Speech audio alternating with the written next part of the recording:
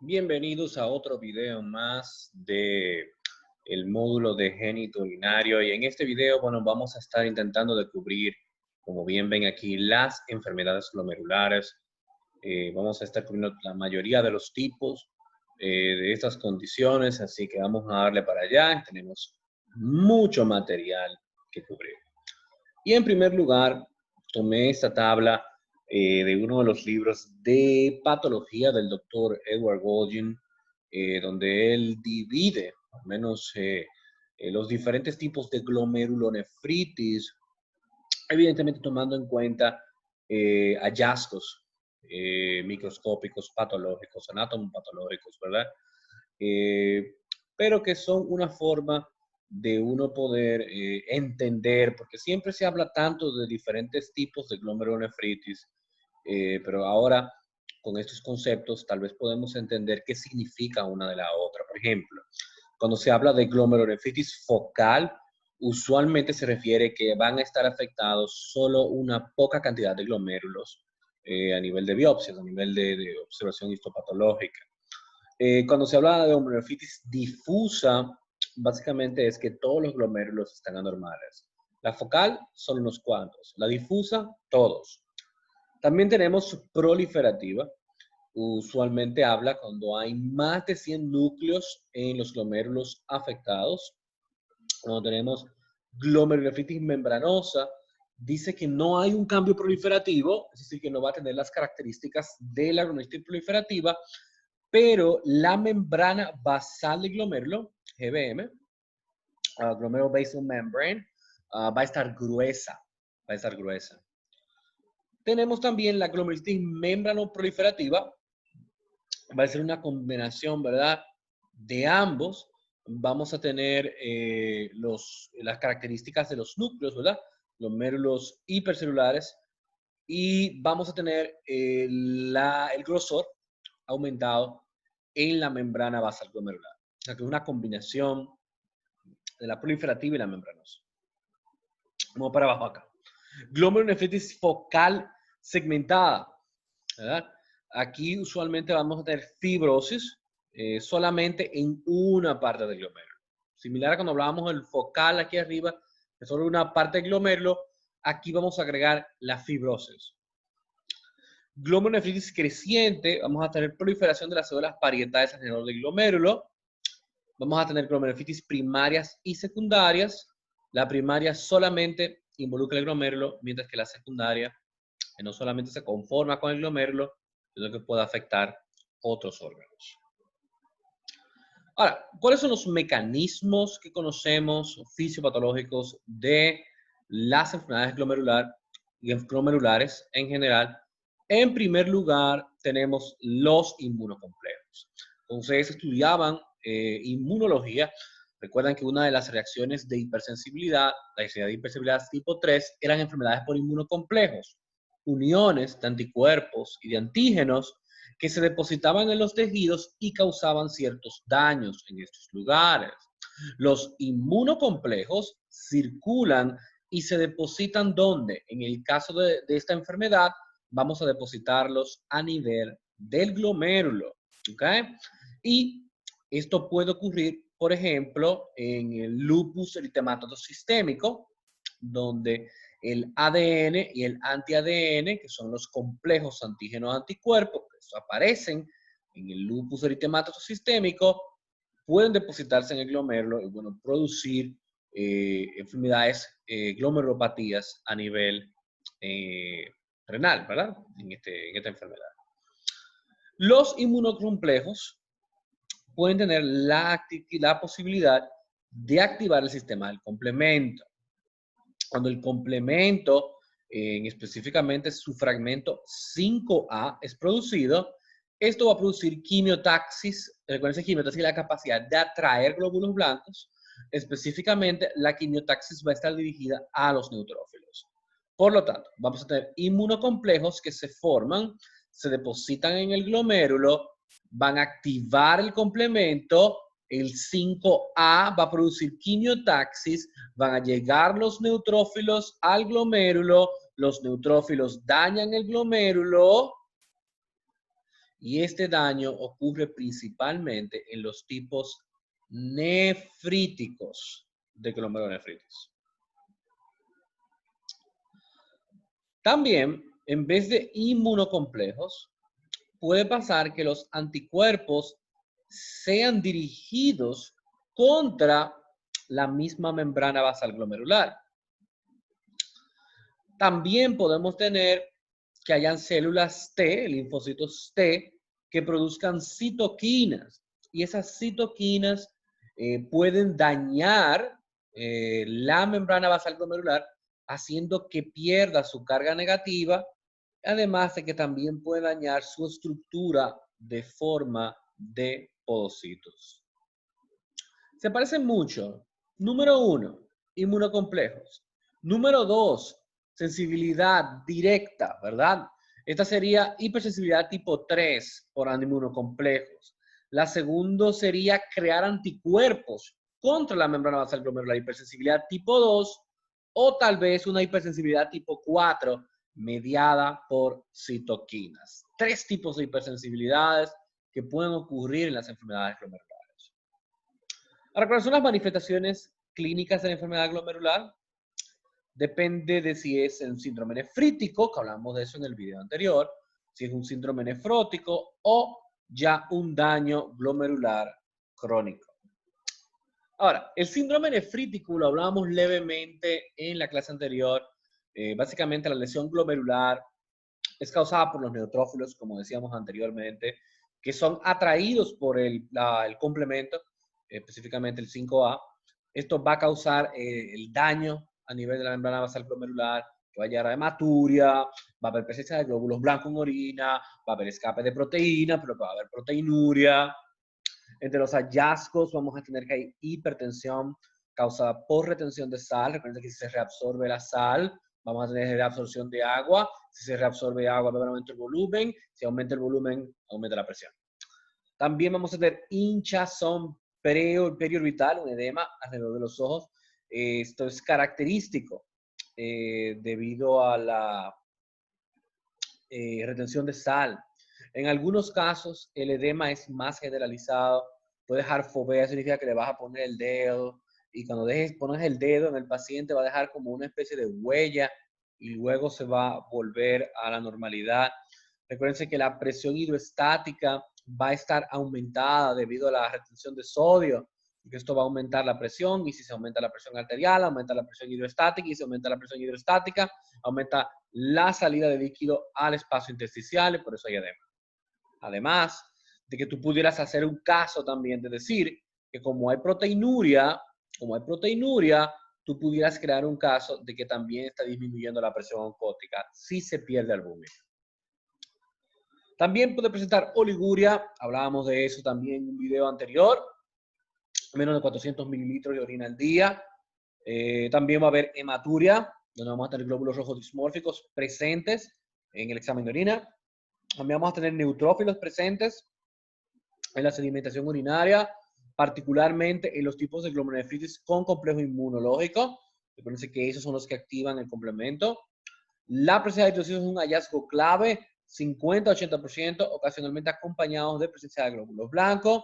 La proteinuria es la definitiva para el tipo nefrítico, más de 150 miligramos, pero menos de 3.5 gramos en orina recolectada de 24 horas, y puede haber elevación de los desechos de nitrógeno, los azoados, con una relación creatinina-nitrógeno ureico que puede estar por encima de 15, pero va a haber una función tubular intacta, ya que el daño está localizado a nivel del glomérulo.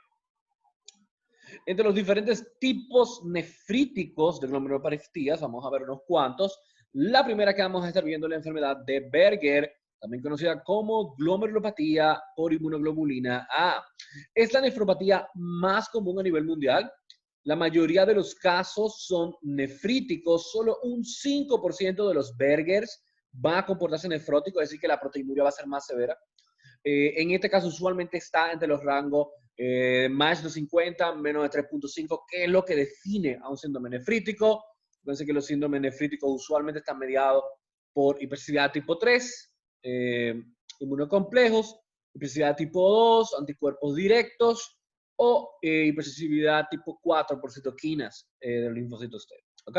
Estamos hablando de las nefríticas. Y la Berger, si bien es cierto que pudiera ser de las dos, en la mayoría de los casos, 95% de los casos, va a ser nefrítica. Afecta a niños y adultos, más comúnmente hombres, poco común en raza negra. Es la causa más común de glomerulonefritis crónica en niños. No debe ser frecuente tener glomerulonefritis crónica en niños. Eso debe ser un dato importantísimo para tú recordar a la hora de estar estudiando, si vas a tomar el USMLE o algo. En niños que presenten datos de glomerulopatía crónica, posiblemente este sea uno de los diagnósticos que tienes que tener en tus apuntes. Glomerulopatía por IgA o enfermedad de Berger.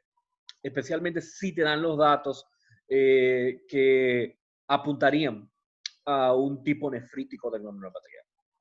Aumento de IgA en 50% de los casos. Eso es, no siempre, pero un número bastante importante. Presenta una glomerulopatía focal proliferativa, lo vimos al inicio en la nomenclatura. Episodios de hematuria micro o macroscópica, puedes que tal vez no la veas de manera clásica en la orina porque sea microscópica, sino que solamente se va a hacer evidente en una prueba de orina. Y con esa cronicidad, bueno, pues puede haber una progresión a fallo renal, sin embargo es una progresión lenta a que el paciente llegue a fallo renal crónico. La condición postinfecciosa, que usualmente le llamamos postestreptocócica, porque es la forma más común. El tipo más común de glomerulonefritis postinfecciosa. Otras causas comunes de postinfección pueden ser virales, relacionadas a endocarditis, la sífilis, el treponema pallidum y el Plasmodium falciparum en la malaria.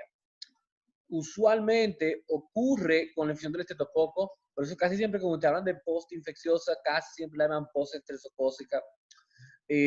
Va a presentar hematuria, usualmente de 1 a 3 semanas luego de la infección por estreptococo. Puede ser una infección en la piel, puede ser una amigdalitis estreptocócica, cualquiera de las dos. Después de que tengas eso, como a las 1 a 3 semanas, vas a empezar a presentar un cuadro de hematuria que no tiene sentido en una persona que tuvo una piodermitis o que tuvo una amigdalitis, aparecer con sangre en la orina. Ya debes empezar que ha habido una glomerulonefritis post-infecciosa. Usualmente es reversible, 10% de los casos tienen una resolución de 1 año y es más común en adultos que en niños. Nombre feo, y por el nombre cualquiera se asusta, glomerulonefritis rápidamente progresiva.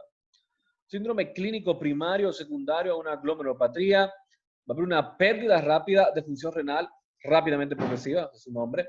Pérdida rápida de la función renal, progresa a fallo renal agudo en días o semanas. Eso es muy peligroso.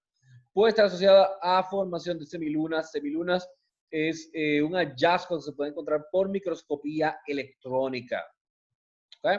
Las asociaciones clínicas es el síndrome de Goodpasture. También tenemos la granulomatosis de Wegener y la poliarteritis microscópica. El síndrome de Goodpasture, el buen pastor, es más común en los hombres y básicamente se van a crear anticuerpos contra el colágeno de los capilares glomerulares y del pulmón. O sea que no solo afecta el glomérulo, sino que puede afectar, puede crear una enfermedad respiratoria también. Va a presentar una combinación de cuadros de hemóptisis, toser con sangre y también afectación renal. O sea, hemóptisis, fallo renal, hemóptisis, fallo renal, hemóptisis, fallo renal, glomerulonefritis rápidamente progresiva, Goodpasture, la vas a incluir aquí. ¿Okay? Glomerulonefritis difusa progresiva es el subtipo más común de enfermedad glomerular en lupus eritematoso. En lupus hay como 5 o 6 tipos de glomerulonefritis que pueden aparecer. Esta es la más común de todas, la difusa progresiva. Aproximadamente el 40% de los pacientes con lupus eritematoso sistémico van a desarrollar glomerulonefritis y esta es la más común. La infiltración de neutrófilos en los glomérulos con trombos hialinos en la luz capilar. En la mayoría de los casos evoluciona a falla renal, esas son malas noticias, y es una causa común de muerte en pacientes con lupus eritematoso sistémico. Si no lo sabía, una de las causas más comunes es fallo renal crónico. Hematuria y eritrocitos dismórficos en el examen de orina, muy similar a la rápidamente progresiva. Creo que tal vez la diferencia mayor, ¿verdad?, sería la rapidez con la que esto evoluciona. Bueno, las asociaciones con Goodpasture y esta con el lupus. La glomerulitis rápidamente progresiva, no cuasi inmune, pausinmune, perdón, fue un error mío. Es un tipo de glomerulonefritis rápidamente progresiva, similar a la anterior, una glomerulopatía en el cual los depósitos inmunes no son detectados por inmunofluorescencia, es decir, que olvídense de las semilunas que se formaban en la microscopía electrónica que podamos detectarla. 80-90% presentan anticuerpos antineutrófilos citoplasmáticos, y entre las causas están la misma granulomatosis de Wegener que vimos anteriormente acá, que la vimos acá, ¿verdad?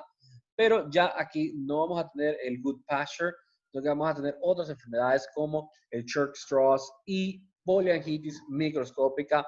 Vamos a tener necrosis segmentaria con ruptura de la membrana basal glomerular, necrosis fibrinoide, acumulación de neutrófilos, y los demás glomérulos se van a encontrar normales.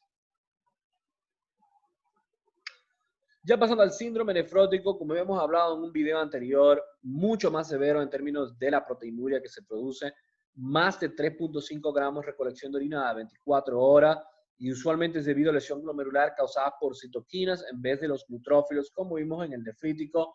Las citoquinas van a dañar los podocitos, le quitan la carga negativa, lo que va a producir una pérdida masiva de albúmina. Este último mecanismo lo comparte con el nefrítico, porque recuerden que en el nefrítico vimos que también había una capacidad, ¿verdad?, de que los linfocitos empezaran a producir citoquinas que les retiraran esa carga negativa y, bueno, pues facilitar el paso a proteínas. Entre los hallazgos clínicos y de laboratorio, básicamente la pérdida de orina, perdón, la pérdida de proteinuria en 24 horas, y la hipoalbuminemia. Recuerden que la albúmina es la que mantiene la velocidad de la sangre. Su pérdida va a disminuir de manera importante la presión oncótica capilar o la presión coloide osmótica del capilar. Eso va a llevar a edema, porque la presión hidrostática no va a tener nadie que se le oponga y va a empezar a sacar mucho líquido al espacio intersticial. Por eso vamos a tener un edema de líquido, ¿verdad? Por eso vemos ascitis, que es un término que se utiliza para hablar de edema a nivel de la porción abdominal, y fovea, que le había mencionado anteriormente, que te habla de esa capacidad de tu poder dejar huellas, ¿verdad? A la hora de tú hacer el examen físico, te habla que no es un edema duro, no es un edema literalmente a base de agua, un fallo de bomba. Recordar que la fovea edematosa en el síndrome nefrítico es causada por retención de sodio, el cual a su vez aumenta el pH y el aumento en el riesgo de desarrollar peritonitis espontánea por Streptococcus pneumoniae o E. coli. Otros hallazgos es la hipertensión, en algunos tipos a expensa de retención de sodio. La presión sanguínea usualmente está normal, en enfermedad de cambios mínimos y nefropatía membranosa. La presión sanguínea se eleva usualmente cuando hay una glomerulosclerosis focal segmentaria. También puede ser un estado hipercoagulable causado por la pérdida de antitrombina, ¿ok? Recuerden que la antitrombina 3 específicamente es extremadamente útil, especialmente para la heparina, que es un anticoagulante. Por lo tanto, al tener una disminución en la antitrombina 3, pues eso va a llevar a una facilidad de que se cause trombosis, ¿verdad? No va a haber un control en lo que es la función anticoagulante. Hipercolesterolemia, también los pacientes presentan con la hipercolesterolemia, usualmente la hipoalbuminemia aumenta la síntesis de colesterol en respuesta a una disminución de la presión oncótica. El hígado aumenta la síntesis de lipoproteína, y la hipogamma-globulinemia causada por la pérdida de gamma globulinas por la orina. Recuerden que está dañada la membrana basal, y también va a haber un conglomerado de grasas y lípidos con cruces de maltosa y cuerpos grasos ovalados, que es un hallazgo clave a nivel evidentemente histopatológico del síndrome nefrótico. Entre los tipos nefróticos principales de enfermedad glomerular está la enfermedad con el nombre más raro, la enfermedad de cambios mínimos o glomerulitis de cambios mínimos. 80% de los casos de síndrome nefrótico van a ser cambios mínimos. Recuerden que estos pacientes usualmente no presentan presión alta ni muchas cosas, cambios mínimos la palabra clave. Se puede asociar al uso de antiinflamatorios no esteroideos, los AINES, el diclofenac y sus amigos. Causa más común de síndrome nefrótico en niños en menos de 12 años, más común en niñas que en niños, y 15% de los adultos va a presentarlo luego de los 60 años. Mecanismo usualmente por citoquinas, las citoquinas de las células T, que van a dañar la membrana basal quitándole la carga negativa y permitiendo que la albúmina se vaya a pique, literalmente se empiece a perder. Entre las causas secundarias, el linfoma tipo Hodgkins, los AINES y la enfermedad por picadura de abejas también va a producir esto. La estructura glomerular va a estar normal, cambios mínimos, normal. Puede haber pequeñas manchas de lípidos en los glomérulos. Recuerden que fue la última línea que dijimos aquí anterior, que es lo típico, ¿verdad?, del síndrome nefrótico. Usualmente normotensa, en el 90% de hiposensibilidad, aunque no lo crean, a pesar de su comportamiento tan inocuo de que el paciente progrese a falla renal crónica. La glomerulosclerosis focal y segmentaria es una enfermedad primaria o secundaria. Entre las causas secundarias está el HIV, el abuso de drogas endovenosa y la hiperfiltración asociada a obesidad, que el riñón filtre más de la cuenta cuando uno está en sobrepeso. También está asociado al lupus esclerosante, linfoma de Hodgkin, diferentes tipos de adenocarcinoma, sífilis y malaria. Es la segunda causa más común de síndrome nefrótico. Ocurre en la adolescencia temprana hasta los 30 años. Hay una proteína no selectiva, es decir, que albúmina, gamma globulinas, aminoácidos, el que quiera puede pasar. Y va a haber una hematuria microscópica, no macroscópica, o sea que no se va a ver sangre en la orina de manera macroscópica. La microscopía, la biopsia muestra glomerulosclerosis focal y segmentaria, la creatinina en el suero está normal, con elevación de la creatinina indica mal pronóstico, recuerden que eso significa que ya no se está filtrando bien, y la proteinuria tiende a no ser tan masiva, por lo tanto no hay tanta enfermedad, tanta sintomatología de edema. La glomerulopatía membranosa difusa es la causa más común de síndrome nefrótico en adultos, una alta incidencia de trombosis en vena renal, causado por la pérdida de antitrombina. Recuerden que es un estado hipercoagulable. Ahí viene una de las razones por qué. Glomerulopatía membranosa difusa, trombosis de la vena renal. Glomerulopatía membranosa difusa, trombosis de la vena renal. ¿Por qué? Pérdida de la antitrombina por la orina. Asociado a anticuerpos antifosfolipasa A2 y asociado a hepatitis B crónica y menos asociado a la glomerulonefritis membranoproliferativa que vimos al inicio de esta presentación. Puede asociarse con lupus esclerosante y el uso de antiinflamatorios no esteroideos. Va a haber engrosamiento difuso de las membranas, pérdida lenta y progresiva de la filtración glomerular, con proteinuria es variable y una resolución espontánea en 1/3 de los pacientes puede aparecer. Son buenas noticias. La creatinina en suero usualmente está normal y se aumenta en mal pronóstico, hablando de que no hay buena capacidad de filtración. Y también recuérdense que tiene la costilla, similar a lo que habíamos mencionado ahorita del antitrombina 3, el riesgo de que se te trombose la vena renal, y eso nunca son buenas noticias. La glomerulonefritis membranoproliferativa tipo 1 y tipo 2. En el caso de la tipo 1 es la forma más común de estas enfermedades. La prestación nefrótica aparece en 60% de los casos, o sea que puede aparecer nefrítica también. Se presenta más comúnmente entre 7 y 30 años de edad. 70% aparece en la segunda década de la vida, o sea que personas jóvenes, 20 y pico de años. Ligera predominancia con el sexo femenino y asociación con la hepatitis B cuando cronifica, así también con la hepatitis C cuando cronifica. También está asociado a hipertensión en 30% de los casos, ¿ok? La mayoría va a presentar hematuria y la mayoría progresa a fallo renal crónico. La glomerulonefritis membranoproliferativa tipo 2 también va a tener la misma hipertensión, la misma hematuria y el mismo alto riesgo de progresión. La única diferencia es que, como pueden ver, no guarda asociación tan fuerte con el virus de hepatitis C, el virus de hepatitis B ni nada por el estilo. Está asociado al factor nefrítico C3, un autoanticuerpo que se une a la C3 convertasa. El autoanticuerpo previene la degradación de la C3 convertasa, causando activación del C3, resultando en bajos niveles de este. Los depósitos intramembranosos difusos son característicos de esta enfermedad. Ahí se despiden de esa asociación con esas enfermedades virales que vimos anteriormente. Algunas enfermedades sistémicas pueden venir acompañadas de síndrome nefrótico y todo el mundo ha escuchado de la glomerulopatía diabética. La glomerulopatía diabética también puede ser llamada glomerulosclerosis nodular o enfermedad de Kimmel-Style-Wilson. Nadie en el planeta Tierra la llama así, pero esos son sus nombres. La nefropatía ocurre usualmente después de un historial de varios años de diabetes. No es que tuviste diabetes a los 2 días vas a tener esto.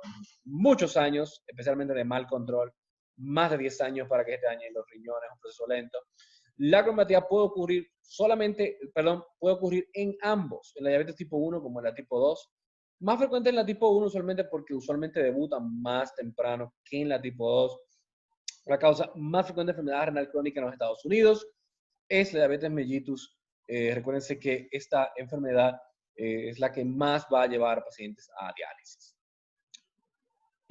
¿A qué se debe? Factores de riesgo: portarse mal con el azúcar, control glicémico deficiente, ser hipertenso. De por sí ya la hipertensión golpea los riñones. Pacientes que tengan ya retinopatía diabética, problemas en la visión, pues esos pacientes, si tienen problemas en la visión, lo más seguro que van a tener problemas en los riñones. Por eso hay una relación que si tienes retinopatía diabética, tienes una posibilidad casi un 95% de presentar retinopatía diabética en la tipo 1 y en la tipo 2 50 a 70%, y hay una alta correlación con la enfermedad renal también. La fisiopatología, ¿pero por qué? Es la que se llama glicosilación no enzimática de la membrana basal glomerular y de la membrana tubular basal. Qué lío. Básicamente es una glicosilación referida por unión de glucosa a aminoácidos. Esa glicosilación aumenta la permeabilidad de ambas la cápsula de Bowman y las células tubulares de la membrana basal a las proteínas. Es decir, la simple unión de los excesos de glucosa a aminoácidos van a causar aumento de permeabilidad en tantos lugares, permitiendo que las proteínas puedan abandonar con mucha facilidad estas áreas que usualmente no lo harían. La glucosilación no enzimática de las arteriolas aferentes y eferentes va a producir arteriosclerosis e involucra las arteriolas eferentes antes que las aferentes. El incremento en la presión produce un incremento en la tasa de filtrado glomerular. El daño osmótico al capilar glomerular de las células epiteliales, durante que la glucosa es convertida a sorbitol por la aldosa reductasa. El sorbitol es osmóticamente activo y jala agua, lo que hace que se hinchen y los dañe. El daño de hiperfiltración hacia el mesangio causado por la aterosclerosis hialina selectiva de las arteriolas eferentes, que incrementa la tasa de filtrado glomerular y daña las células mesangiales. Es decir, varios mecanismos interesantes aquí, no solamente la glicosilación no enzimática, perdón, que vuelve a la membrana glomerular más fácil de que pasen las proteínas, de que su permeabilidad sea más sencilla, sino que también el daño osmótico de la aldosa reductasa que jala agua de por sí. Ese es el mecanismo por el cual se producen las cataratas en los pacientes diabéticos también, ese mismo. Además de que la glucosilación enzimática produce daño a nivel de las arteriolas aferentes y eferentes. Y como vimos en el video de fisiología, las aferentes y las eferentes son muy importantes en el sistema de autorregulación renal. La microangiopatía diabética básicamente es el crecimiento de depósitos de colágeno tipo 4 en la membrana basal glomerular, en las membranas basales celulares de los túbulos y a nivel del mesangio. La inmunofluorescencia es no específica y la microscopía electrónica muestra fusión de los podocitos. Y entre los hallazgos microscópicos tenemos arteriosclerosis hialina aferente y eferente. También las masas nodulares se desarrollan en la matriz mesangial.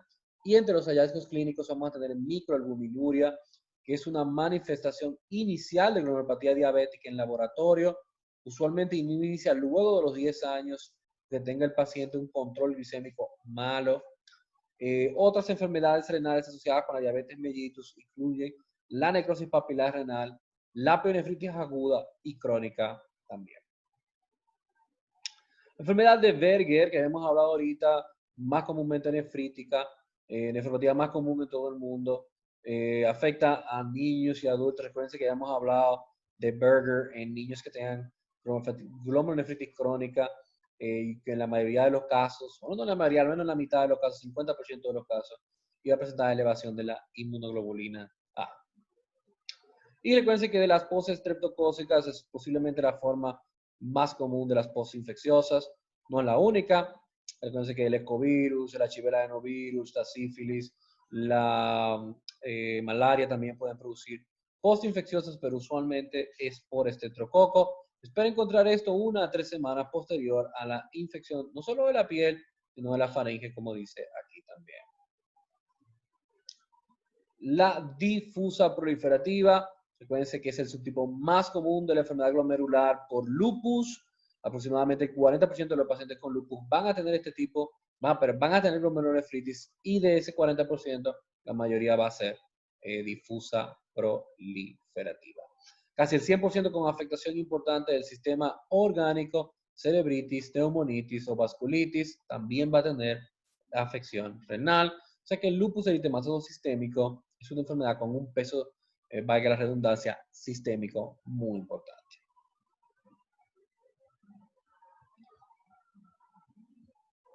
La enfermedad de cambios mínimos representa el 80% de todos los síndromes nefróticos, y como le dije, se puede asociar al uso de los AINES, también al linfoma de Hodgkin y a picaduras de abejas. Es la causa más común de síndrome nefrótico en niños. Siempre esos datos de niños, siempre es bueno que los recuerden.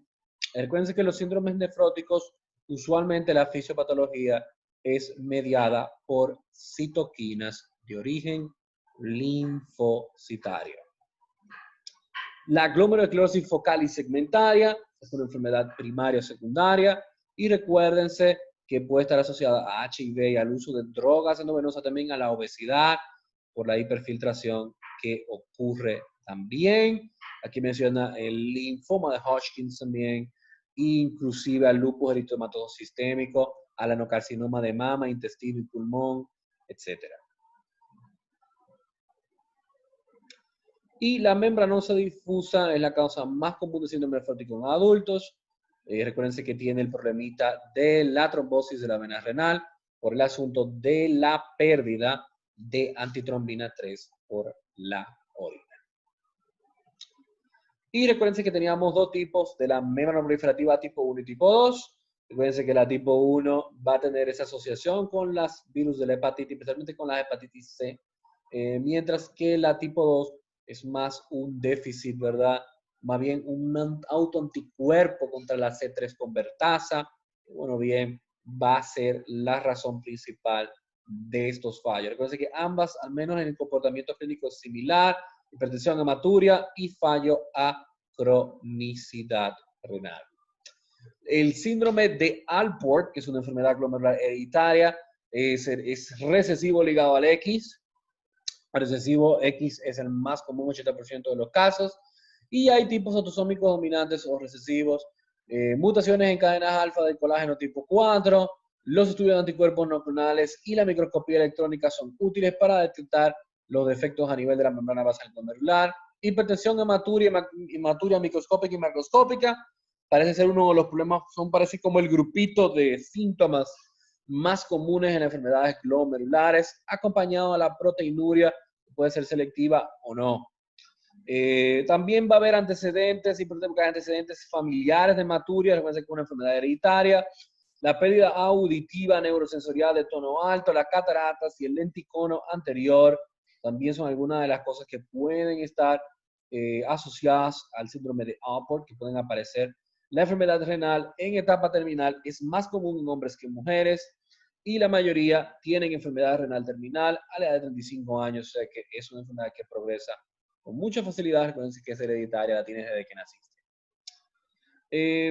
También tenemos la enfermedad de la membrana basal delgada o hematuria familiar benigna. Es un trastorno autosómico dominante, por suerte que dice benigna ahí. La membrana basal glomerular es extremadamente delgada, y la función renal está normal, pero va a haber una pequeña proteinuria precisamente porque es bastante leve. Usualmente puede haber hematuria microscópica también, pero recuérdense que no va a estar asociado a ninguna enfermedad ni a progresión crónica. La glomerulonefritis crónica, las causas en orden descendente que incluyen las siguientes formas. Número 1, la más frecuente, ¿verdad? Glomerulonefritis rápidamente progresiva. Número 2, glomerulosclerosis segmentaria focal. Número 3, membranoproliferativa tipo 1. Número 4, glomerulopatía membranosa. Número 5, glomerulopatía proliferativa difusa tipo 4 del lupus eritematoso sistémico. Y por último, la Berger inmunoglobulina A, ¿verdad? Bien, chicos, eso es todo lo que vamos a tener por este video. No dejen de ver y revisar sus presentaciones y sus libros y seguiremos estudiando más temas del módulo de genitourinario.